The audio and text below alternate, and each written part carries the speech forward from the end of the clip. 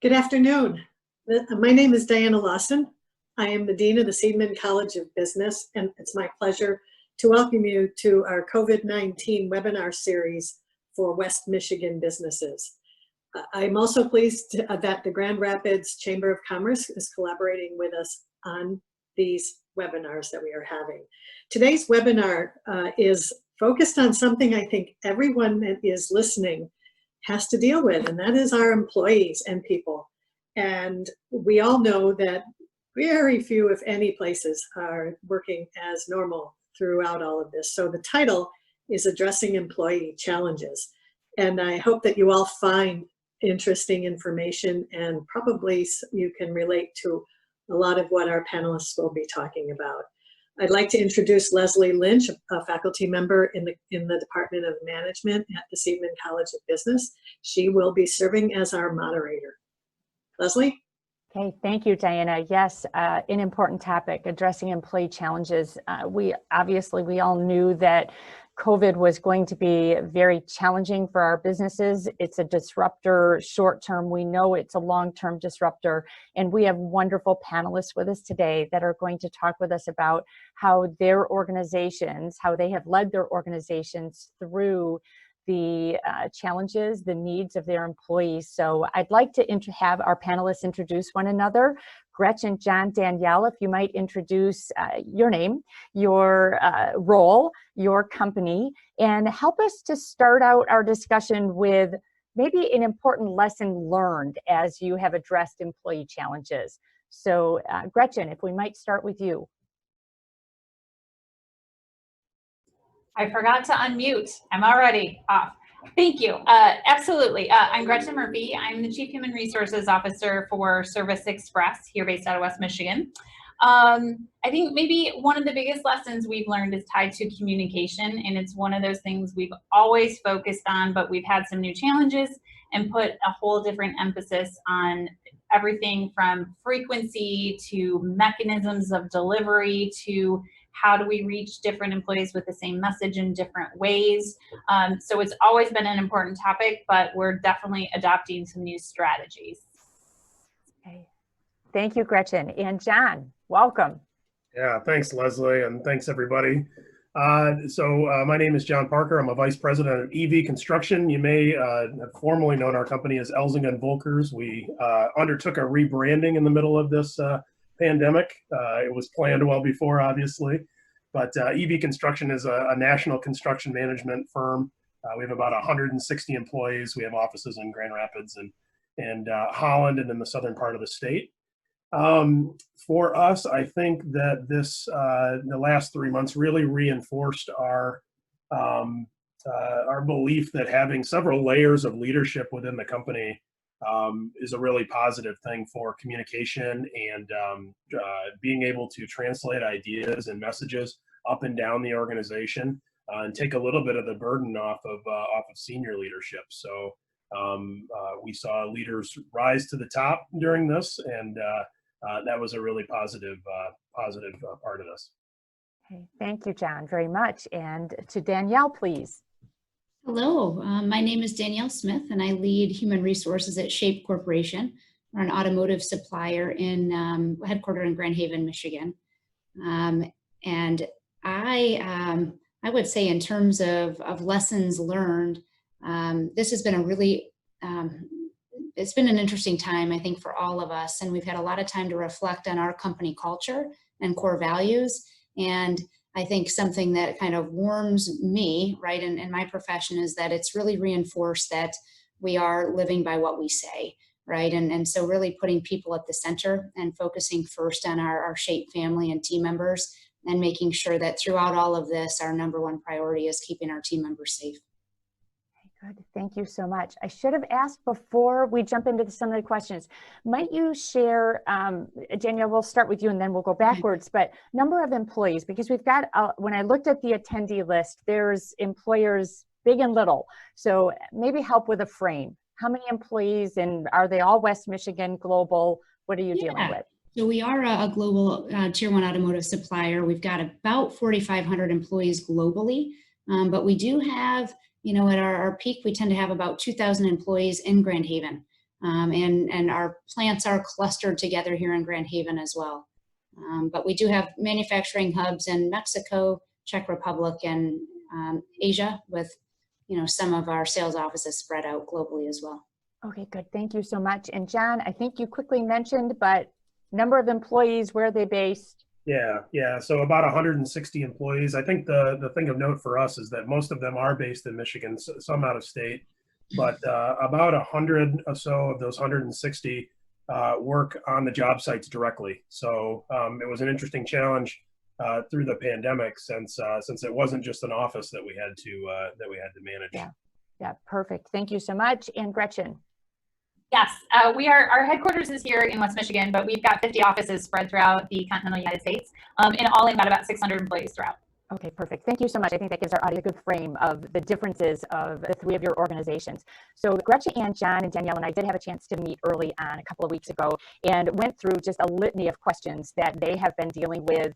And I tried to categorize them, so we kept ourselves a little organized today. So categories around communication, around flexibility, around returning to work. And I'd like to start with the communication topic, as some of you mentioned that already in your introduction. So Danielle, if I might start with you, and for Gretchen or John, if you'd like to jump in, just give me a hand raise. How has the company's leadership approach to communications changed? Type, frequency, formality, tone, what have you seen? Yeah, I have actually seen us really come together as an organization to increase the frequency and the way that we are communicating across the organization. And it's very interesting because we've had the technology in place for years, but I don't know that we've really leveraged it the way that we could. So, in terms of frequency, I found that we've gone through several phases throughout the pandemic period. And we've as a leadership team met as frequently as multiple times a day to daily to now being able to phase back into 1 or 2 meetings a week. But in terms of how we're communicating to the organization and our extended stakeholders, this has been an opportunity for us really to use video, right, and feel comfortable with that, and come much closer together as a global team. So we've been able to share best practices, leveraging teams in a way that we really just haven't taken advantage of before, to make sure that we really are sharing best practices, keeping everybody, consistently aligned in some of our practices. And then I would say for our employee base, even during a period where we shut down, frequent town hall meetings with our employee population, and a lot of those were optional, and we just saw such a high participation rate. And the way our leader is communicating, our president, it's more informal, not quite as planned or polished, but more transparent, and more time for just open Q&A as we've navigated through this. And what I found is that, at least from the feedback from our team members, is that they are appreciating the frequent check-ins and communication and the style as well, right? And really being able to hear their leaders talk off the cuff about what we're going through, may not always have the answer and know what's going to happen, a day out or a week out, but keeping that regular open communication has really been important, and I think it's something we want to try to hang on to. Okay, thank you. John, you mentioned in the introduction that you felt that several layers of leadership have assisted. Could you maybe jump into what Danielle is commenting on and how that positively affected your communications? Sure. Yeah, absolutely. Well, I think first I want to reinforce what Danielle said about the formality around the communication. I think that was really key for our employees to see leaders be very real in what we were sharing and what we were going through, sharing that we were experiencing the same kind of anxieties that they were. I think that was really important to kind of level set and talk openly about what really was so many unknowns, and still is in some ways. So that was really good.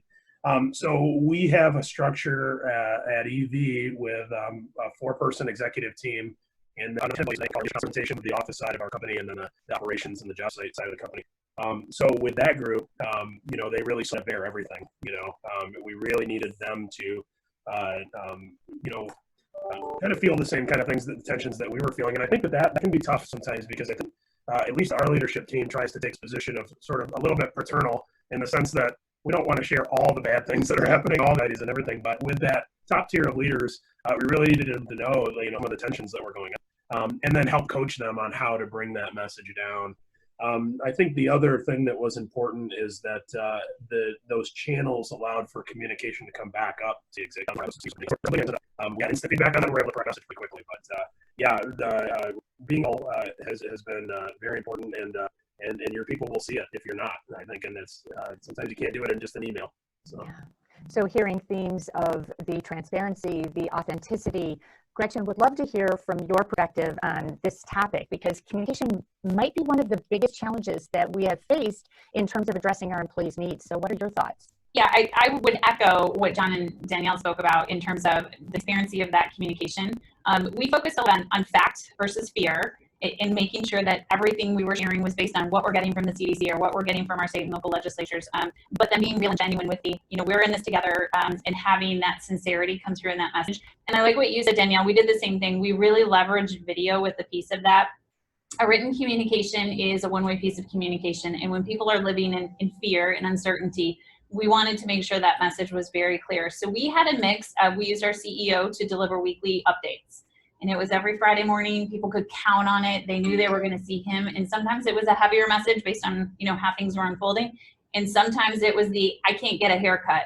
Give me a vote. Should I use a 1-blade or a 4-blade? Let's make this kind of humanize all of it. But then on the HR side, there was some black and white information that we needed to share. So maybe a little bit more procedural or policy driven. And those we would put in a written format so that it was very clear, with no confusion about expectations. And I think marrying those two mechanisms really help people understand yes, this is serious, but yes, we don't want to lose the human aspect of what we're going through with all of this. Gretchen, what did you use as your communication vehicle for that? Was it a videotape? Was it live? How did you do that? I love that you call it a videotape. That is so true.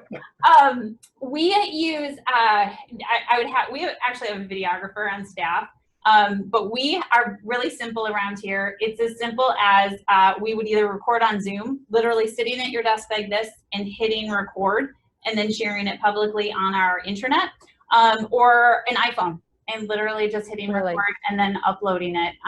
And that is, we didn't want to overcomplicate it. Messages were anywhere from 5 to 10 minutes, but just, again, enough to help people understand we're on it. This is moving really fast. We're reacting as best we can in a timely manner to tell you what we know. Okay, thank you. And just for the record, I used a 3, 2, and a 1 blade on my husband after watching the YouTube video. All right, let's switch to how you are measuring your engagement of your team members through this. We talked earlier about these concepts of pulse surveys. So maybe Gretchen, might you just comment on that? And then I know I definitely want to pass to John on this one. Yeah, so it's interesting. We launched our employee engagement survey literally as this was taking off. So we're questioning how much did that reflect on our feedback and everything as we're starting to process it. We have taken a much more informal approach to that as opposed to an electronic format of collecting that data. And I think similar to what John talked about, we relied on our leaders to, after we were communicating, have that personal communication with individuals or with teams, and then feed that back up through a communication channel. Okay, thank you. And John, I thought I recall that you may have done something slightly different than this. Yeah, I think we learned a lesson a long time ago about measuring having a third party to measure what we're doing, just so that we're not relying on sort of our interpretation or our perspective as leaders, that we have some real data behind it. So we worked with a sister organization, Become Unmistakable. We developed a quick 5-question pulse survey, sent it out 4 weeks later. What we were concerned about was, are we relaxing people's anxieties? Do they feel informed about what is going on? Are their leaders going to communicate with them? We were just really concerned about the shift from being all in one place to remote, that we were going to lose touches. And I think there can be overreaction to that and get kind of meeting fatigue, right? Or you can under communicate. So we wanted to make sure that we were hitting this nice middle spot. it was really good to have the same survey 4 weeks later, same questions, very simple. And we saw positive improvement on it, and so it made us feel good that we were doing kind of what we thought we were trying to. So it didn't feel like you were. In full force. We do have a structure that we put in place, and you know, some lessons learned. Right, prior to the pandemic, we didn't have a pandemic response team, so we didn't really have a structure fully built out. Certainly, we have a safety and environment function, and some other functions like compliance, for instance, but we didn't have a clear pandemic response call. And so we did early on work to put together a global pandemic response team structure. And then within each of our plants, we have our plant response teams as well. So they each have their own response team that rolls up under this global umbrella, and they are the point of contact within their locations. We continue to meet regularly. Our frequency is still greater than once a week. I'm just starting to ramp down our global meetings and allow those plant teams to drive any actions within division and region.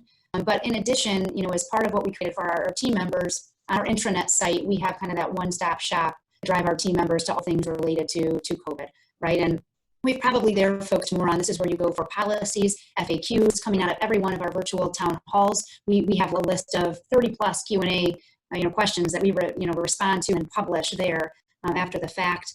We have a whole host of just resources for our team members and tools. So everything from information related to their health care and testing and the testing locations and partnerships that we have with some local hospitals, to unemployment information and how we can help support team members when they're going through that process, to just overall mental wellness and the resources that we really are trying to share more broadly in the hopes that our team members take advantage of those things. So we've got kind of the one-stop shop that we're pointing people to that's housed on our intranet site. But then within each plant, like I said, we've got a designated structure with that information and who those individuals are. Okay, good. Thank you. And John, go ahead. Just to add to that too, we expanded that. We did very similar things that Danielle was saying for our own employees, but we also work in a business where we rely significantly on our vendors and our contracting partners. So we ended up taking all the information that we collected and created, communication flow charts, different management tools, and published that on our public webpage just for our vendors to access and download. We just really felt like the adjustment back to full operations would be a lot smoother if our vendors were as up to speed as we were, and we got really positive responses from our teams, and we got a little bit of raised eyebrows from our competition when they were going, "You're just publishing that and sharing it," and just really felt like it wasn't the time for proprietary information and protecting thought. It was really about how fast can we get these things out so that we can start to get back to business. So truly treating your any of your suppliers or as success partners in your business. They absolutely are. So it really wasn't a decision that was hard to make. It was they need to be ready to go, or we really aren't going to be successful without them. So. Good. Yeah. Thank you. Great ad. And Gretchen, anything to add on this topic? Well, as John was talking, I think, again, there's so many lessons that will come out of this entire thing. But what I've been most impressed by is the collaboration of different organizations coming together. Everyone, I've always been the big proponent of networking, of the, like, you just never know. And watching organizations, different industries, different size organizations, everyone has shared, here's what I'm doing, what are you doing? And resources. It's really, really engaging. Yeah, absolutely. And I hope that just continues to broaden, because we'll talk end of the silver linings, right, of this, because there are some. That one I'll chalk up to a silver lining. So Danielle started to introduce this testing concept. So it's sort of communication, but it's also sort of returning to work. How are you handling the social distancing in the office as people are either back or starting to come back? What process might you have for the contact tracing and communication around that? So we moved to place. And so I would say we early on, we ended up partnering with a local hospital to have some technicians on site, and we put a drive-through screening, hut, I guess, if you will, in place that was working smoothly when we had really low production at that point in time, right? So we did start with the drive-through using a third party, and as we started up production, we ended up bringing that testing to each of our locations. So we have booths set up in each of our plants that we have technicians staffed. And we go through those screening processes, the screening questions along with the testing, and we've got a schedule every day across all 3 shifts to support that. I would say beyond that, my team has probably been just as heavily involved in the contact tracing process. Early, we had debated, do we want to do COVID tests for all team members, right? And we kind of moved away from that after talking to several different hospitals. With I guess the takeaway being that the contact tracing is what is so important. And so we do have a fairly robust contact tracing process that's led, an in-case management process that's led within each of our plants. So those plant response teams are responsible for an investigation process once we have a confirmed case, right, or a suspected case. And that will trigger the right cleaning, sanitation protocol, along with notification or interviews team members who may have come into contact somebody who is suspected or has COVID. We've played that out now several times. It does run very simply. The HR team is really at the center of that. We also have a relationship, as I had said, with Noach, where if we have a team member who we are sent to test, they will get them in very quickly, right? And kind of we have that fast pass access set up with them. So far, I would say the smooth process, and I found that team members are open to it. We're careful with, that personal, private health information. We're, being as cautious as we can. But what I find is team members care about each other. They care about keeping SHAPE safe, and we found that there's a high degree of collaboration, and we're not getting any pushback really at all.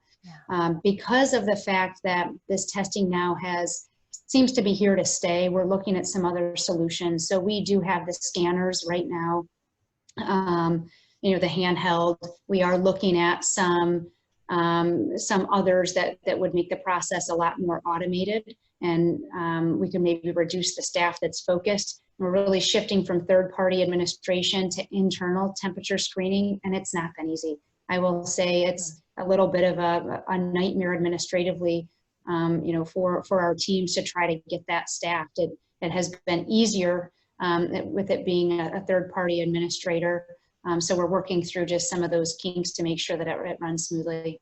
The only other information that I would have to share is we're also working with MSU. I know that a lot of employers in the area are working to take some of that testing data to put it in the database to hopefully help with identifications of hotspots within West Michigan. So that is also something we're participating in. You answered the question I was going to ask, which was what sort of team member feedback did you receive on this? Pushback, concerns, hey, so thank you for jumping in on that, because I too would have thought that's got to be an issue. So thank you. Yeah, I've been very, really, it's just eye-opening, right? We never would have expected. I think, being in human resources, I never thought we would take temperatures at the front door, right? And basically said the door open if you want to for these populations. So because of the spread out the geography of the building, we've got it kind of in sections. And basically you're in your section and you can move around in your section, but we ask you, not to move to the mailboxes or that type of thing, just so that if there is a suspected case, we can somewhat confine the exposure to that. We got the great idea from John a couple weeks ago to launch an app for our daily health screen. So thank you very much for that. We built our own so that each day anyone designated in that phase contact you. Yeah, that would be a better question for my IT team. I'm going to call it a Google Doc, but I don't think it's actually a Google Doc. It's literally as easy as an internet document that we have housed on SharePoint, which is our internet site. And it's housed right there. So you can either click on the link or you can go straight to the internet and pull down the health screen. And I should say, we've limited visitors for obvious reasons. We've restricted visitors, but we built a separate one because we've got our cleaning crew in every day. So again, if there was an incident, I would need to contact anyone who is here. So we actually built a separate contractor one for them as well, just so we could track accordingly too. Okay, good. Thank you. And John, I am going to pass to you, but I have this vision of your office where I'm in my little square that I'm allowed to work in, and I need to go get a copy, and I get ready to cross that line. I just stop myself because we do get in the flow of our work, right? So I think that's a fascinating to watch as people to navigate their new space at work. Yep. So thank you, John. Can you help us with the app? You had a really great idea a couple weeks ago to help us with this. So I appreciate you chiming in here. Sure. Yeah, my mind's kind of going all over the place. I think we have a unique challenge because we're not only managing the return to work at our office, we're managing the return to work at probably at any one time 30 different job site locations where our people are engaged. And in some of those cases, we also have to adapt our policies to the policy of the hospital or the senior living community of business that we're working in. We have this really vast, broad, wide range of things that our people are having to go through. So I guess starting with temperature checks, we did administer temperature checks for a little while, but we quickly realized that there was a problem with sort of non-trained medical staff doing that kind of testing. And our carpenters and supervisors are far from trained medical staff. So we did drop that as part of our internal policy or way to check. A little aside though, if you are doing temperature checks, we do still have some customers the very system. That's what we're managing for reporting of symptoms and travel, and our guests are filling out the same one, and then we're using it for contact tracing as well. Out on the job sites, they use the same technology as well. So when we have vendors come in from all different companies in all different areas, that's probably where our biggest risk point is at. Obviously, we have a little more control in our office space. I think the philosophy that we've adopted is respect, not fear. So we're just respecting the things that can happen and what's still going on. We have a position of not knowing something, and then they get caught, right, going the wrong place or something. So that's how we looked at it. We sort of built on procedures that we already had in place and that were very successful. And I'm excited for our team to come back. I would say probably 50% of our people have gone through the steps already. So we feel pretty good about our re-engagement here next week. Great. And I'm sure people are anxious to get back. So thank you. I'm going to stay with you, Jen. You started to talk about this topic, but we are probably more agile than we ever thought we were. And this concept of flexibility, one of the topics I am to get our company back to some of the rituals and customs that have made it a special place to work for so long. We yearn for that. And I think that maybe on a more practical note too, we have 2/3 of our company that does not get to choose where they go to work every day. So there was this idea of, or this element of fairness, I felt like too, to have somebody out on the project site dealing with increased safety restrictions, the stress and anxiety of going out in the world, and then their counterpart on their team being on their couch in their pajamas. So we even we had to enforce dress code during the pandemic, that if you're and our operations team are going, well, I got this. This actually works pretty well. This commute's great for me. I'm more effective here. I can be as effective, if not more. So it's just a really interesting mix. And it's for us, I think kind of we talked about, it's challenging us to think a little bit differently about how do we maintain that culture. If it is a little bit more distance or remote, how do we lead when half of your team might be remote, but half might still be in the office? So it's an evolution, and I think it'll be a journey that we'll be on for a little while to figure out our new way. There's no going back to the way it was. There's no normal. It will be a new way of doing things. Yeah, for sure. So thank you. And Danielle, I'd love to hear how your company's philosophies may have changed. And we've spent a lot of time over the past couple of weeks on the work to far more effective so that it can be effective. And I think no matter what, right, we know how productive we can be using Microsoft Teams. So let's have the global training instead of, mandate that everybody comes into the office for this session, right? Let's make sure when a team member is traveling or needs to work from home here or there, that we are, utilizing the tools that we have to make it as good of an experience and as productive as an experience as it can be.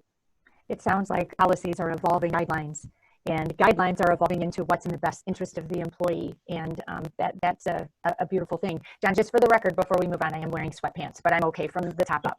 Okay, just so you know. Okay. Yeah, won't stand up. So Danielle, I could stay with you for a moment because you talked about this early on. I'd like to talk a little bit about expansion or changes in benefit offerings. So you mentioned wellness, specifically mental wellness. I'd love to talk about this real quickly around all three of us. So if you mentioned making sure to know that they still pick up the phone and call and speak to her, and they don't have to be on site. We're really looking at some other things that we have in place. We've got a Helping Hands committee that's internal at SHAPE that we're looking at expanding not just in the US, but now globally. So this has really spurred just so much good discussion about how we can support our teams, right? So we've really been able to make sure that our wellness strategy is, really being scrutinized and that we're building it out to make it far more robust. Yeah, thank you so much. I just want to jump in real quickly before we move to Gretchen. John, on this question, the Q&A function is open, so anyone that is listening or joining in the audience, you are very welcome to send us in a Q&A as we keep running through the questions here and get as much knowledge out of our three panelists' brains as we can. So thank you so much for that, Danielle. Gretchen, same sort of theme. What do you see here? Yeah, it's interesting kind of going back to, we did not have a pandemic response team. So as we looked at benefit winging it, as someone had an idea, we're like, that's a great idea. We could do that. We do have an EAP that we really took the opportunity to leverage the opportunity of whatever your stress is related to this. Like we have a resource for that. It is free, it is confidential. So we leverage that. We marketed it internally more than we ever have before. So I'll be very interested in your utilization data on the other side. We don't have a formal wellness program, as you would say. We provide a benefit. We call it health club reimbursement. Whereby health clubs are we knew people would do. We had no idea the rate for which they would adopt because I had a captive audience. Everyone was at home. They're saying, what can I do? Might as well do a little extra learning. So that has been a huge, huge thing that, again, from a benefit perspective, we knew it was going to be a thing. We just hadn't planned it this way, but we wanted to leverage it. I love the concept of using our time for that continuing education and the LinkedIn learning. What a great idea. So thank you for sharing that. And John, might you please offer comments on this? And Danielle, if I could go back to you in a moment for you to talk further about the success coach. I just think that's an interesting idea that our audience may need to learn or want to learn more about. So John first. Yeah, I'll be brief. I think we a lot of the same things that were talked about. Maybe the only thing to add is utilize our wellness committee, which is a group of employees again. And what we did was just aggregate some of the resources that were out there and some of the free things. I think there were discounts and free materials online and all kinds of things that companies made available during and still are likely through the pandemic. And we just took the opportunity to get those all in one place for our employees and kind of take the thought out of it for them. So we just utilized our intranet and our newsletters to just keep sharing that stuff as it came up. Okay, good. Thank you. And Danielle, if I might go to you, and then I've got a question I'm going to jump in here from the audience. Yeah, so, I think the conduit to this for us was Michigan Works, where we were able to get a dedicated social worker on site for a set number of hours a week, who's also available 24/7 by phone. And so really the purpose of that role is to help team members break down barriers, no matter what it might be.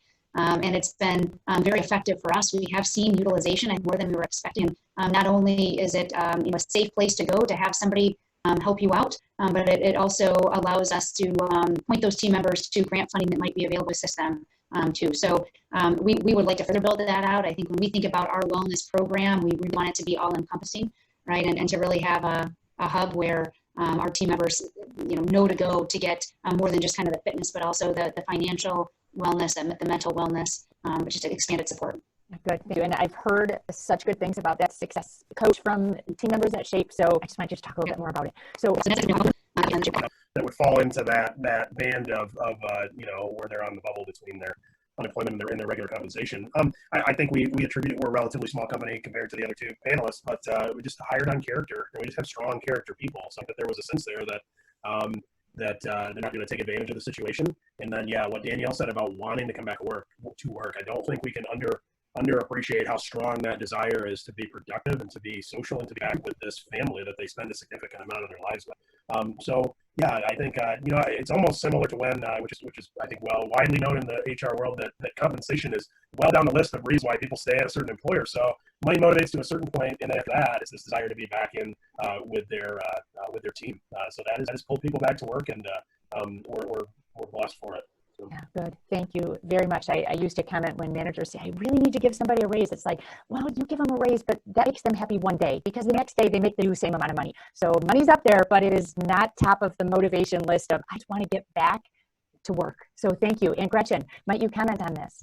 I am delighted to report we did not lay off a single employee. So for us, again, we can pinch ourselves. We've been very lucky. It has been a non-issue. Yeah, thank goodness. So thank you. And I'm going to stay with you, Danielle, because I do want to wrap up our time together with the silver lining concept, because while this has been difficult, we know how challenging, all just demonstrated how amazing a job you've done in addressing your employees' needs. What are the silver linings? What have you learned that is just like, oh, that's just going to be a great takeaway for our future? Yeah, I think the biggest is maybe what I led with, which is just reinforce that what we say about our culture is really playing out, right? When push comes to shove, when we're experiencing something we never have, right? We put our team members at the center, and I think we've come closer together in many ways. I think we've also hit on just that willingness, and I don't know if that's a West Michigan thing or it's broader, but that willingness to share and help each other out, right? And it's just been tremendous, right? This is how do we band together as a community to make sure that we're helping each other out. So that's been really exciting to see. And then I think the last thing is just that it's just the agility and speed, and I feel like prior to this that Shape, compared to other employers I've worked, we don't have a lot of bureaucracy. We move fast, we shift directions fast, but the speed at which we've executed is really unbelievable. And we are doing things that we didn't think we'd ever do, right? And so I hope we can kind of hang on to that mindset. That's really something that's also core to our culture, really reaching beyond and achieving more than you thought was possible. So it'll be interesting to see what we accomplish moving forward. Yeah, for sure. Thank you. And Gretchen, silver linings. Well, I alluded to mine earlier, but now I just want to say ditto to Danielle, because it's so similar. I think we are a stronger organization because of it. Our culture too, as much as we have promoted and we believe it and we live it, breathe it every day, this is just such a testament to when you're put to the test, your people really do rally. And again, when you hire for character and you hire for that integrity and you hire for heart, that's when people really come together. We've talked about too, as an executive leadership team, as strong as we thought we were, we all said, we would go to fire with each other. Well, we did, and we are. And it's making us a better, stronger team because of it as well. We're learning things as we go through, so we believe we will be a stronger, more cohesive team as a piece of that. So again, I think it's just ditto everything we've talked about. Okay, good, thank you. And John, your silver linings. Yeah, I think that I think we knew it before, but we saw it play out that the executive leadership does not have to bear all the weight. That there are emerging leaders in every organization, I'm sure, that can come in creativity and effort and just make things happen quicker than we would be able to do it. So there's trust in that next tier. Thank you all the people who did this. Our next webinar is on June 26th. It will be in Spanish and for the Hispanic business community. So if you can understand Spanish, please do tune in. We'll have our webinars are every other week, and we have 2 or 3 more following the next one. So everyone, the weather outside is gorgeous. It is going to be a perfect weekend. Please go out, relax, have fun, enjoy it. Thank you all for joining us.